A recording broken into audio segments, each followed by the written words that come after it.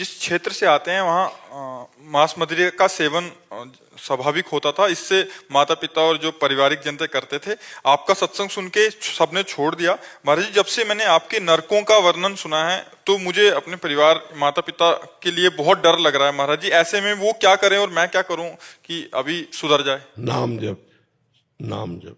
माता जी छोड़ दी है, लेकिन उनके मन से नहीं गया है। ऐसा लगता है कि मैं चली जाऊं, तो मेरे डर से उन्होंने छोड़ रखा है। लगता है मैं चली जाऊंगी तो फिर खाना शुरू कर देंगी। तो फिर नरक जाने के लिए तैयार रहती क्या? आपकी वीडियो सुनाती हूँ तो कहती है कि कान बंद कर लेती है, कहती है सब सब सब कोई खाता है, सब जाएगा तो मैं भी चली जाऊंगी। बढ़िया है, फिर कोई बात नहीं। फिर कोई नाम जप करें। और देखो, ये जवान के स्वाद के लिए दूसरे शरीरधारियों का हिंसा करके, चाहे वो मुर्गा हो चाहे वो बकरा हो, हर जीव अपने शरीर की रक्षा चाहता है। आप एक चींटी को भी देखो ऐसे करके तो भागेगी अपने प्राण रक्षा के लिए। इन छोटे छोटे निरीह पशुओं की हत्या करके उनका जवान, उसके अंग काटे जाएंगे, फिर तुम जवान से खाओगे, तुम्हें अच्छा लगेगा?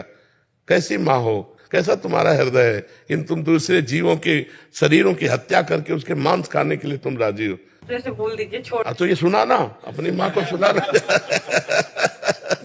हाँ, तो मुर्गा तो बकरा इन खाने में नरक जाने के लिए तैयार हो, दूसरे की हिंसा बर्दाश्त कर ले। अपने बेटे तुम्हारे को एक थप्पड़ कोई मारे, उस माँ को कितना बुरा लगेगा। तो वो भी किसी माँ का बच्चा है, बकरा मुर्गा, और उसको मारते हैं लोग, खाते हैं। ये सब राक्षसी स्वभाव के लोग हैं, दुर्गति को प्राप्त होंगे। लेकिन जो सत्संग सुनते हैं उनको तो सुधार कर लेना चाहिए और अपनी जबान को रोको। 56 प्रकार के भोग बनते हैं हमारे वैष्णव में। ठाकुर जी को 56 प्रकार के भोग, 36 व्यंजन। ये कोई स्वाद है? ऐसे स्वाद है पदार्थ ठाकुर जी को भोग 56 भोग लगाए जाते हैं ठाकुर जी को। एक से एक स्वादिष्ट सब्जी, एक से एक स्वादिष्ट पदार्थ। अब हम तो यही प्रार्थना करेंगे तुम्हारी माँ के चरण छू के कि नरक न जाओ, भजन कर लो। सुन के आपके मुख से बहुत डर लगता है कि उनके साथ भी ऐसा होगा। तो नहीं, होगा पक्का। अवश्य में भोक्तव्यम कृतम कर्म शुभाशुभम, अवश्य में भोक्तव्यम। भोगना तो पड़ेगा जीव को। देखो, बढ़िया वीआईपी कार में बैठे हैं, फिल्मी गाना चल रहा है और एक्सीडेंट हुआ, और पहले वो तार जला जिससे गेट खोला जाता है, अब उसी में पैक। अब वैसे ही जलो जैसे तुमने छौंक बगार का कीड़े मकूड़े जीव जंतु खाए, वैसे ही जलो। जिंदा कार में जल के राख हो गए।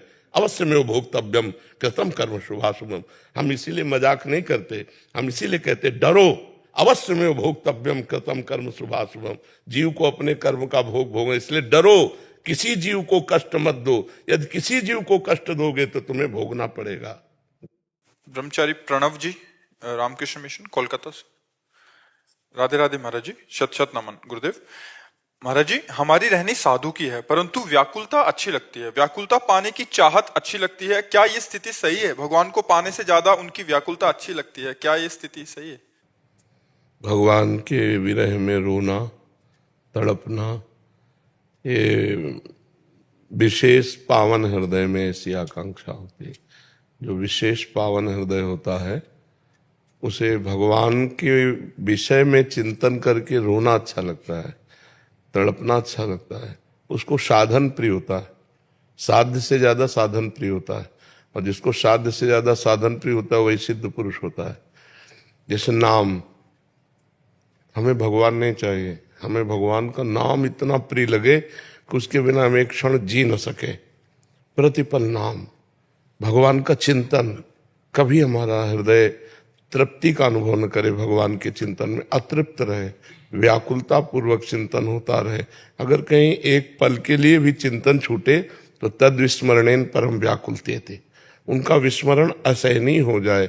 संसार की कोई भी वस्तु, कोई भी पद, कोई भी भोग हमें प्रिय न लगे, हमें प्रभु के सिवा कुछ अच्छा न लगे।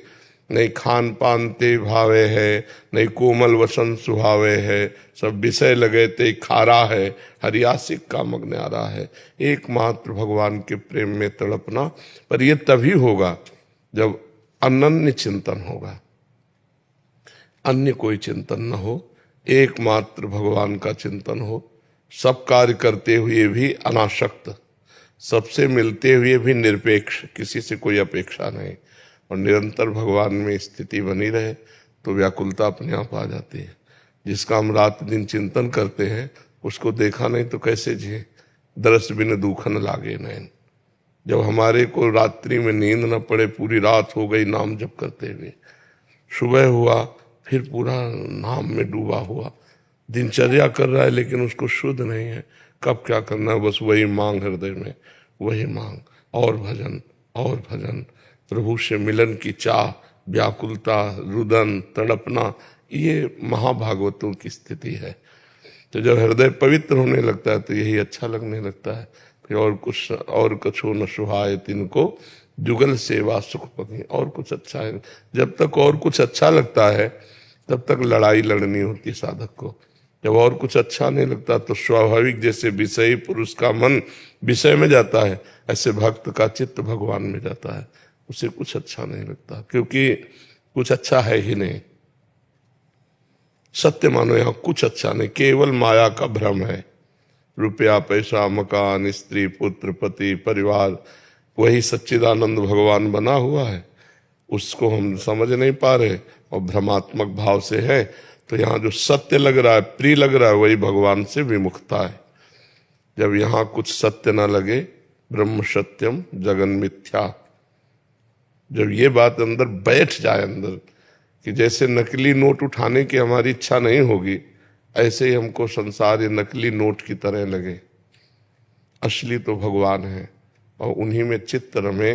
काम ही नारी प्यार जिम, लोभी जिम प्रिय दाम, तिम रघुनाथ निरंतर प्रिय लागो मोहि राम। हर समय भगवान का मधुर मधुर चिंतन, और कुछ अच्छा ही नहीं लगता है।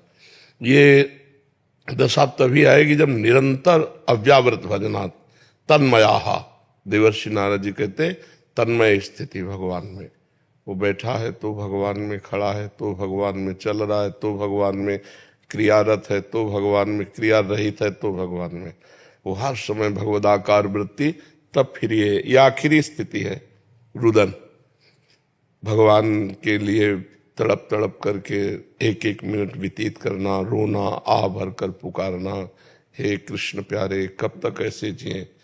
रूखा रूखा जीवन व्यतीत करते तो पूरा जीवन व्यतीत होता जा रहा है। कभी सोचते हैं कि आप शाम के मिलोगे तो शाम व्यतीत हो गई, रात्रि में स्वप्न में आओगे तो भी नहीं आए, अब दिन भी व्यतीत हो गया, फिर शाम आई। कब तक जीते रहेंगे ऐसे? प्रभु कृपा करो। वो प्रार्थना, वो व्याकुलता, वो अंदर से रुदुषुस्वरम राजन कृष्ण दर्शन लालसा, वो परम पवित्र आखिरी स्थिति। बस इसके बाद तो प्रेम लीला में प्रवेश हो जाता है जी। मीनाक्षी कुमारी जी दिल्ली से। राधे राधे राधे महाराज जी। महाराज जी, हम आत्मिक शक्ति कैसे प्राप्त कर सकते हैं? हमारी अंतरात्मा हमसे। आप और आत्मा दो नहीं है। जब तक आप और आत्मा दो रहेंगे तब तक आत्मिक शक्ति प्राप्ति नहीं कर सकते। आप ही आत्मा है, ये पता है आपको। आप स्त्री नहीं है, आप शरीर नहीं है। आपने भूल से अपने को स्त्री शरीर में आसक्त करके मान लिया कि मैं स्त्री शरीर। अब सोचती आत्मशक्ति प्राप्त हो, तो आत्मशक्ति किसको प्राप्त हो? आप ही तो आत्मा है, और अपनी शक्ति को भूले हुए है। तो ज्ञान करना है, इस बात को जानना है। जो ज्ञान प्राप्त कर लेता है आत्मशक्ति संपन्न हो जाता है। हमारी आत्मा संतुष्ट और खुश कैसे होगी? आत्मा तो हर समय आप्त काम है, उसको कोई चाह नहीं तो वो संतुष्टि है। वो भगवान का स्वरूप है, इसलिए प्रसन्न रहती है। ब्रह्म भूता प्रसन्न आत्मा न सोचत ने का, वो तो अखंड प्रसन्न है। अब मन की बात करो आप, मन कैसे खुश रहेगा प्रसन्न है? आत्मा तो प्रसन्न ही है। आत्मा का स्वरूप है अखंड प्रसन्नता। आत्मा का स्वरूप है आप्त काम, कोई कामना नहीं। बात आप करना चाहती मन की है, मन को आप आत्मा कह के संबोधन कर रहे कि मैं कब खुश रहूंगी। मन खुशी नहीं रहता है। मन खुश नहीं रहता। हाँ, चूंकि अज्ञान से युक्त है तो कैसे खुशी रहे? बालक को खिलौने चाहिए तो एक खिलौना में खेल के थोड़ी देर के बाद तृप्त हो जाता है, दूसरा खिलौना चाहिए, तीसरा खिलौना चाहिए। ऐसे मन रूपी हमारा बालक विविध प्रकार के भोग रूपी खिलौना चाहता है, और खिलौनों में संतुष्टता होती नहीं, क्योंकि भूख खिलौनों से नहीं मिटेगी, भोजन से मिटेगी। तो मन की जो आनंद की भूख है वो आनंद सिंधु भगवान में। सा वही मना कृष्ण पदार विंदयो। जब हमारा मन भगवान के चरणों में लगेगा तब वो तृप्त होगा, नहीं तो चाहे जितना भोग लो भटकते रहो, कहीं सुख नहीं। आप देखो, एक स्त्री शरीर में आई थी, उन्होंने कहा था हमारे पास विश्व की हर वस्तु है, पर कहा मेरा मन खुश नहीं है, संतुष्ट नहीं है। तो मन रुपया पैसा पद प्रतिष्ठा भोगों से खुश थोड़ी होता है। इसमें हम थोड़ी देर के लिए राजी भले कर लें, फिर इसके बाद वही भूख उसकी। जब तक भगवान नहीं मिलेंगे तब तक ये भूख नहीं मिटेगी। तब लगी कुशल न जीव कहूं, सपने हूं मन विश्राम। जब लग भजत न राम कहूं, शोक धाम तज काम। जब तक शोकों के धाम कामनाओं का त्याग करके भगवान का भजन नहीं होगा, तब तक हमारा मन कभी शांत और प्रसन्न नहीं हो सकता, मन को विश्राम नहीं मिल सकता। इसलिए नाम जप करो, अधिक से अधिक नाम जप करो, भगवान की कथाएं सुनो, भगवान से प्रार्थना करो कि मेरे मन को आप चुरा लीजिए। हे मन चोर प्रभु, मेरे मन को चुरा लीजिए। ये मन बड़ा उपद्रव कर रहा है, इसको शांत कर लीजिए। हरि जो मेरो मन हठ न तजय। ये मेरा मन बड़ा हठीला है, जिस विषय को पकड़ता है उसी में जाता है। नाथ, आप इसकी डोरी खींच लीजिए। आपने ढील दे दी है, इसीलिए विषयों में जा रहा है। यदि आप डोरी खींच लो, हौ हार्यो कर जतन विविध विधि अतिशय प्रबल अजय। तुलसीदास बस होए तबै जब प्रभु पेरक बरजय। हरिजु मेरो मन हठ न तजय। हे हरिजु, आप थोड़ा डोरी टाइट कर दो, मन को आप थोड़ा घसीट दो, विषयों की तरफ न जाए और आप में लगा रहे तो मेरा मंगल हो जाएगा। आपका खिलवाड़ होगा, हमारा मंगल हो जाएगा। और अगर आप मन को न संभालेंगे प्रभु, तो मेरे संभालने में आएगा नहीं। बहुत बलवान मन है, इसलिए नाम जप करो, भगवान से प्रार्थना करो। ज्योति जी दिल्ली से। दादा वल्लभ श्री हरिवंश पूज्य गुरुदेव महाराज। श्री हरिवंश महाराज जी, आपके चरणों में कोटि कोटि प्रणाम। महाराज जी, साधक जब सेवा में रत रहता है या नाम जप करता है, तो जो ध्यान, कल्पना और चिंतन होता है, महाराज जी इन तीनों में क्या अंतर है? जो छवि का दर्शन करके ध्यान, क्या क्या आप क्या करते हैं?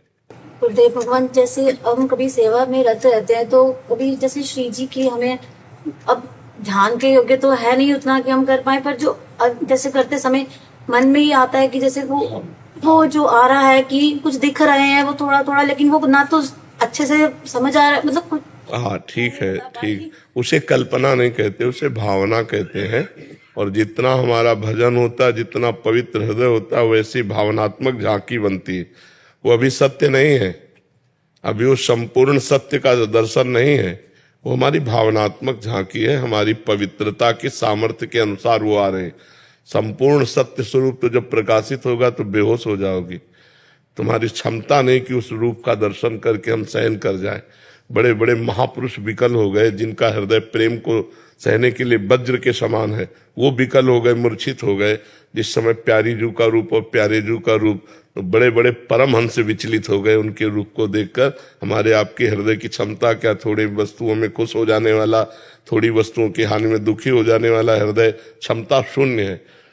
जैसे एक कांच है तो ऐसे मारो तो टूट जाएगा, और एक कांच से गरम ठंडा करते करते उसे बुलेट प्रूफ बना दिया जाता है। तो महापुरुषों का हृदय बुलेट प्रूफ होता है, संसार का कोई दुख तो छू नहीं सकता, और भागवतिक सुख को आराम से सह जाते हैं, वो विकल नहीं होते, वो मूर्छित नहीं होते। तो ऐसा प्रभु का जब रूप आएगा तो एक अलग बात है। अभी हमारी भावनात्मक झांकी बन रही, पर यह भी असत्य नहीं है, ये हमारी भावना के अनुसार वैसा भाव आ रहा है, पर पूर्ण सत्य भी नहीं है, क्योंकि उसे हम साक्षात्कार नहीं कह सकते कि भगवत साक्षात्कार हो रहा है। क्या ये हमें, मतलब इससे हम थोड़ा आगे बढ़ रहे हैं? हाँ, ये धीरे धीरे, हाँ धीरे धीरे सही चल रही है कुछ? हाँ नहीं, ठीक है। बस चरित्र पवित्र रखो और नाम जप करते रहो। सेवा में भावना जो बनती है भगवान की कृपा है। अभी तो भावना बन रही, फिर मानसिक सेवा होने लगेगी, फिर वही साक्षात जैसा लगने लगता है। फिर पर जब साक्षात्कार होता है, वो जीव की जड़ और चेतन ग्रंथि का भेदन करके जीवन मुक्त कर देता है। भगवत दर्शन होते ही उसका आवागमन खत्म हो जाता है। श्याम बिहारी जी। महाराज जी राधे राधे। राधे राधे महाराज जी, आपके चरणों में कोटि कोटि प्रणाम। महाराज जी, आप कह रहे हैं कि आप गौ सेवक हैं, ये कह रहे हैं कि रासायनिक खाद कीटनाशकों के प्रयोग से खेती जहरीली होती जा रही है। महाराज जी, मानव स्वास्थ्य व प्रकृति एवं पर्यावरण पर विपरीत प्रभाव पड़ रहा है। महाराज जी, इन समस्याओं का हल आप कह रहे हैं कि मतलब गऊ जो गोबर आदि होती है वैसी खाद हो तो ज्यादा अच्छा नहीं, हम लोगों की खेती में वही पड़ता था, पर अनाज की जो उत्पत्ति है वो 1 बीघे में 8 मन या 12 मन होता था। लोग प्रलोभन के वशात अब 40 मन पैदा करते हैं, उसी में खाद डाल करके।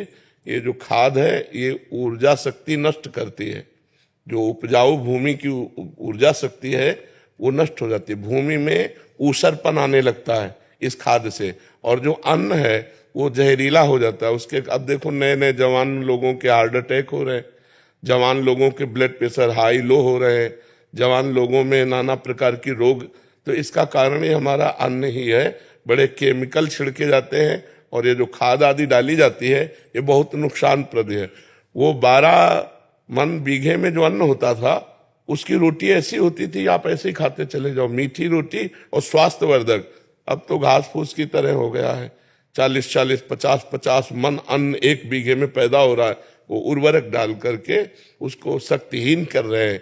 अब अगर 2 बोरी खाद डाल दी और अगले साल मत डालो तो बाली नहीं आएगी, और अगर एक बार गाय के गोबर को आप डाल दो अच्छे से तो 3 साल तक कोई उर्वरक न डालो तो आपकी वो भूमि उपजाऊ बनी रहेगी। वैसे ही 3 साल, वो 1 साल तो और व्यतीत होने के बाद और रंग लाएगा, गोबर जैसे सड़ेगा वैसे और।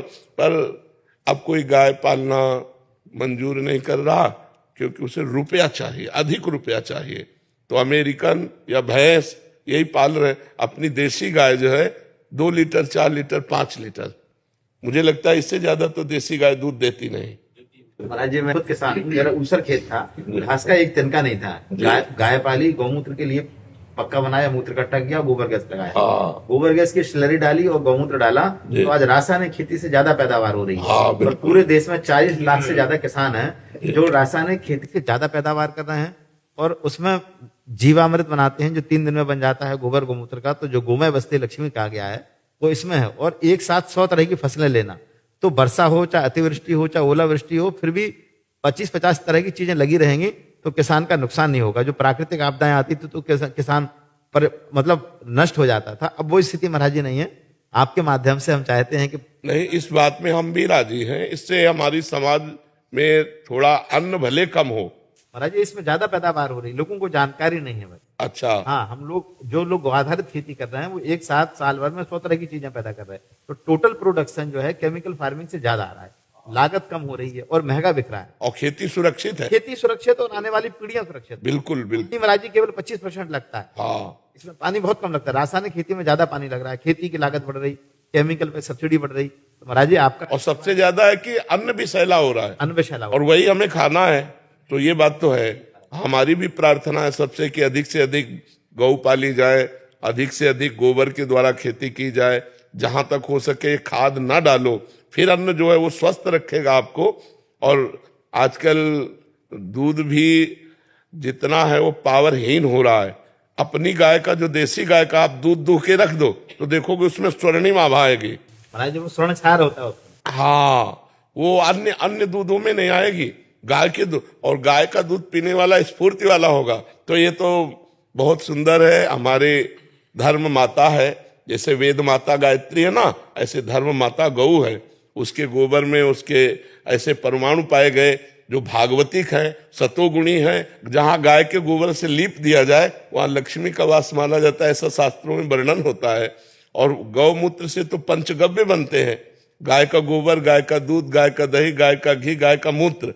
और ये पिलाया जाता था दीक्षा देने के पहले, सबको पंचगव्य पिलाया जाता था। तो हमें लगता है कि जो अपने लोग भूल कर रहे हैं उसको सुधार करना चाहिए, जिससे खेती में भी, अन्न में भी और बुद्धि में भी सुधार आएगा। पवित्र भोजन से हमारी बुद्धि पवित्र होती है, हमारे आचरण पवित्र होते हैं, और पवित्र जन ही भगवान का चिंतन करके भगवान को प्राप्त होते हैं। देखो, गौ सेवा समर्थ है भगवत प्राप्ति कराने में। गौ के उपले से बनी हुई रोटी आप पाइए और गैस से पाई हुई, तो बहुत अंतर पड़ेगा। और गौ सेवा भगवान गोविंद ने की। ताई अहिर की छोहरियां छछिया भर छाछ में नाच नचावे, और भगवान लाखों गौओं को चराने जाते थे, सुबह चले जाते, शाम के वापस आते। तो गौ सेवा तो बहुत मंगलमय है, और उससे सबका हित ही हित है, अहित किसी का नहीं है। हमारी ये प्रार्थना है कि सब लोग अपनी खेती में गाय का गोबर आदि जो ये पद्धति बताई आप, इस पद्धति से चले तो और अच्छा रहेगा। ये महंगी महंगी खादें न डालें जो हमारी खेती को नुकसान देती है, हमारे जीवन को नुकसान देती है। गुरदीप सिंह जी, ऑस्ट्रेलिया से। राधे राधे। राधे राधे महाराज जी। महाराज जी, मैं एक सिख परिवार से ताल्लुक रखता हूँ और बचपन में ही आध्यात्मिक मार्ग पर चलने का स्वभाव था। विदेश आने के बाद मार्ग से भटक गया और जीवन में गलतियां कर बैठा। 3 साल पहले मैं गहरे डिप्रेशन में गुजर रहा था, तो आपके प्रवचन सुनने का सौभाग्य हुआ। आपकी वाणी ने मेरे हृदय को गहराई से छुआ और मैंने ध्यान, नाम जप और गुरुवाणी का पाठ शुरू कर दिया। महाराज जी, भगवान की कृपा से 1 महीने के भीतर मुझे अमृत पान का सौभाग्य भी प्राप्त हुआ। सत्संग सुनने के दौरान महाराज जी मैंने जाना कि 5 चोर काम, क्रोध, लोभ, मोह और अहंकार हमारे भीतर लूट रहे हैं हमें। महाराज जी, ये विकार बहुत शक्तिशाली प्रतीत होते हैं और मैं प्रतिदिन किसी ना किसी एक भगवान से में बढ़कर नहीं है। किसका प्रश्न है? भगवान से बढ़कर के नहीं है। भगवान से बढ़कर है भगवान का नाम, भगवान से बढ़कर के है भगवान का प्रेम, क्योंकि भगवान नामाधीन है और भगवान प्रेमाधीन है। यदि हम भगवान का नाम जप करें और भगवान से प्रार्थना करें तो काम आदि दोष जितने हैं ये सब मन पर प्रभाव डालते हैं। मैं मन नहीं हूं, बात समझना है। मैं मन को जानने वाला हूं, मैं मन नहीं। जैसे मन अशांत है तो ये आपने जाना ना, तो जानने में आने वाला और जानने वाला दोनों अलग अलग हो गए। मन जानने में आने वाला है और मन को जो जानने वाला है वो आप है, आप मन नहीं है। मन में ही काम क्रोध आदि का आवेश होता है। मन ही जब निश्चय करता है तो बुद्धि हो जाता है, चिंतन करता है तो चित्त हो जाता है, क्रिया स्वीकार करता है तो अहंकार हो जाता है। इसलिए एक मन को ही अंतःकरण चतुष्टय कहा गया। तो हमारे मन में ही जो स्वीकृति है वो हम संभाल नहीं पाते, मन की जगह हम अपने में मान लेते हैं। अब दूर करना बड़ा कठिन पड़ जाएगा। अगर मन में आ गया तो हम उसे नहीं भोगेंगे। चिंतन मान लो मन कर रहा है लेकिन हम उसे काट कर रहे हैं, नाम जप करते हो कि नहीं, गलत भोग हम नहीं भोगेंगे। जैसे आप गृहस्थ हैं तो धर्मयुक्त भोग भोग सकते हैं, लेकिन पराई माता बहनों की तरफ गंदी सोच भी नहीं कर सकते, नहीं वो आपका पतन कर देगी। तो जो धर्मयुक्त भोग है यदि हम उसे भगवान का चिंतन करते हुए स्वीकार करें तो भगवान ने इसीलिए मार्ग बनाया है। जो गृहस्थ है उसे प्रवृत्ति मार्ग कहते हैं और जो विरक्त है उसे निवृत्ति मार्ग कहते हैं। अगर कोई प्रवृत्ति भोग की आती है तो धर्मयुक्त भोग भोग लेना उसके लिए पाप नहीं होगा, लेकिन निवृत्ति मार्ग के लिए किसी भी तरह प्रवृत्ति को स्वीकार करना नहीं है। तो आप तो गृहस्थ मार्ग में, प्रवृत्ति मार्ग में, तो धर्मयुक्त भोगों को स्वीकार करते हुए काम पर विजय पाइए। गलत चिंतन पराई माता बहनों की तरफ होना, गलत मोबाइल में दृश्य देखना, गलत लोगों का संग करना, ये छोड़ दो। नाम जप करो, गुरुवाणी का पाठ करो। जो नाम जप हम भगवान का बोलते हैं वही वाहेगुरु है। वाहेगुरु और भगवान श्री कृष्ण में कोई अंतर नहीं। श्री कृष्ण को ही वाहेगुरु कहा गया, वही वाहेगुरु श्री कृष्ण है। तत्व एक है ना, तो हम उसे राम कहें या कृष्ण कहें या वाहेगुरु कहें, वो तो एक ही है ना। जब उसका हम सुमिरन करते हैं तो हमारे हृदय को आनंद मिलता है। भगवान आनंद सिंधु है ना, तो जब हृदय को आनंद मिलने लगेगा तो बाहर फिर गंदी बातों में मन नहीं जाएगा। निज सुख बिन मन होई कि थीरा। जब आत्मानंद का अनुभव होने लगता है तो फिर मन भोगों में नहीं जाता। और जब तक अपने हृदय में आनंद का अनुभव नहीं होगा तब तक ये भोगों में जाएगा। तो हम अपने हृदय को आनंद में करें। कैसे? गुरुवाणी का पाठ करके, खूब वाहेगुरु का नाम जप करके, और उनकी सामर्थ्य से ही। देखो, आप लोग जब मिलते हैं तो कहते हैं वाहेगुरु का खालसा, वाहेगुरु जी की फतेह। फतेह का मतलब होता है विजय। जब हम वाहेगुरु का सुमिरन कर रहे हैं तो सारा वैभव वाहेगुरु का, तो वाहेगुरु की कृपा से काम क्रोध लोभ मोह मद पर फतेह हो जाएगी। फतेह का मतलब होता है विजय होता है। बोले अमुक अमुक जगह फतेह प्राप्त की, तो गुरु बल से ही तो फतेह प्राप्त होती है।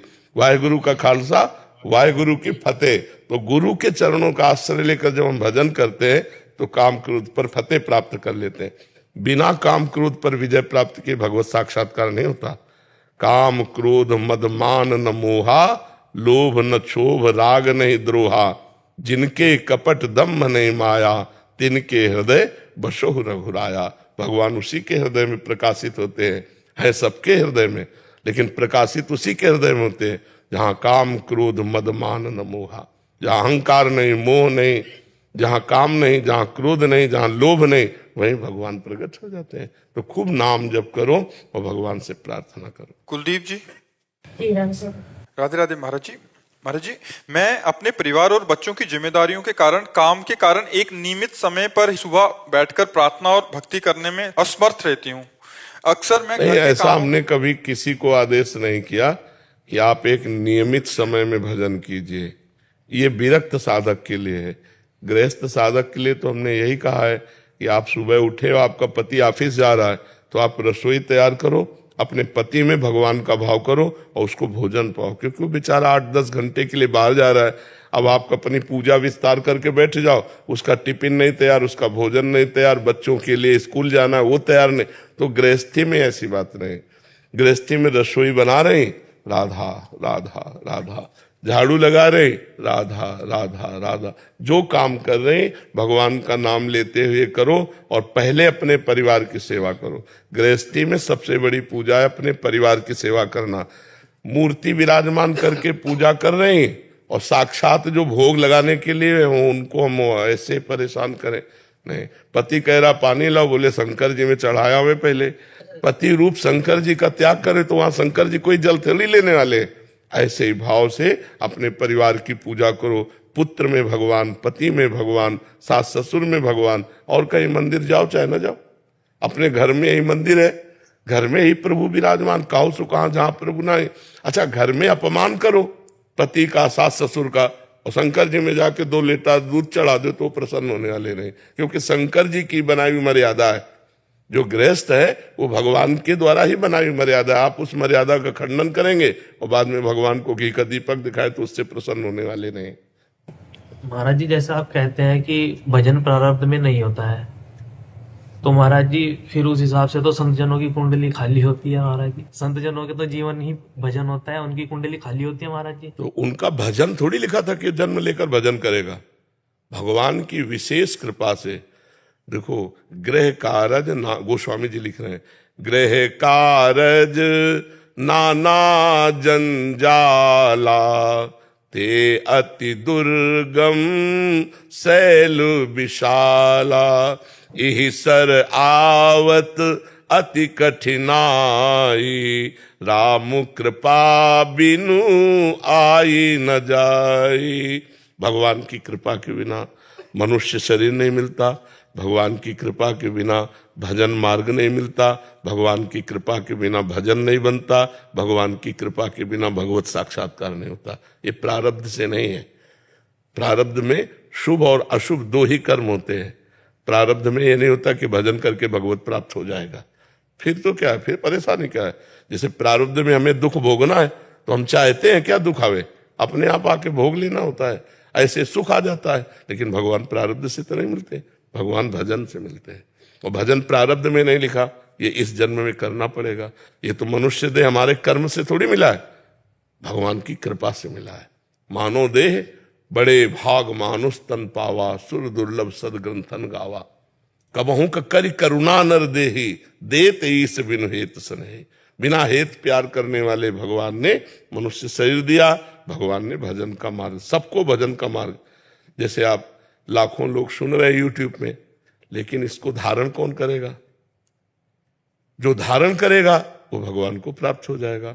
नहीं, भगवान की तरफ से तो ऐसा नहीं कि आप यूट्यूब में गंदी बात ही देखें, बड़े बड़े संतों के सबके प्रवचन पढ़े, तो आपकी अगर भावना बनी और आप संत संग सुने और आपका मन भजन में लग गया, ये कृपा हो गई। आप गंदी बातें देखें, संसार की तरफ बढ़ते, ये दुर्भाग्य है, अकृपा है, ये भगवान की अकृपा है। गुरुदेव भगवान, जैसे हम वृंदावन आए, धाम आ गए, ये तो भाग्य में नहीं है ना हमारी? नहीं, ये कृपा से। श्री राधिका कृपा बिनु सबके मनन अगम, प्रथम यथामति प्रणवो श्री वृंदावन तिरम। अब ये कृपा कैसे हुई? कहीं न कहीं यूट्यूब से सुना और आकर्षण हुआ, तो संत आकर्षण से आप उपस्थित हो गए आके। तो संत आकर्षण भगवान की कृपा, क्योंकि सुनने को जो मिला अब मुई भा भरोसा हनुमंता, बिनु हरि कृपा मिले नहीं संता। जो सुनने को मिला आपको वो भगवान की कृपा से, और सुनने से हम श्रवण सुजस सुनी आयऊं, प्रभु भंजन भव भीर, त्राहि त्राहि आरति हरन, शरण सुखद रघुवीर। सीमा जी ऋषिकेश। राधे। महाराज जी राधे राधे, आपके चरणों में कोटि कोटि प्रणाम। महाराज जी, जिस प्रकार भक्ति मार्ग में श्री राधा रानी की कृपा और उन तक पहुंचाने में भागवतिक शक्तियां काम करती हैं, उसी प्रकार से ज्ञान मार्ग में वह कौन सी शक्ति होती है जो हमको ब्रह्म विद्या। ब्रह्म विद्या, बस ब्रह्म विद्या, सत असत का विवेक, पूरे त्रिभुवन से वैराग्य, अपार श्रद्धा गुरुदेव के वचनों पर, मुमुक्षता, जिया नहीं जा रहा मुक्त हुए बिना, अब मुझे मुक्त होना है, तब उसके हृदय में ज्ञान टिकता है। पर अब कलयुग है, ज्ञान का साधक मिलना बहुत कठिन है। इसलिए यह कलिकाल मलायतन मन कर देख विचार, श्री रघुनाथ नाम बिन नाहि नान आधार। इसलिए भगवान का नाम जप करो, वही ज्ञान विज्ञान संपन्न कर देंगे। नहीं तो ज्ञान के पंथ कृपान के धारा, परत खगेश लगे नहीं, कोई रक्षा करने वाला नहीं। गुरु जी राधे राधे। अलग से क्या बोल रहे, जो सुन रहे हो क्या इससे तुम्हारा ज्यादा प्रश्न जोरदार है?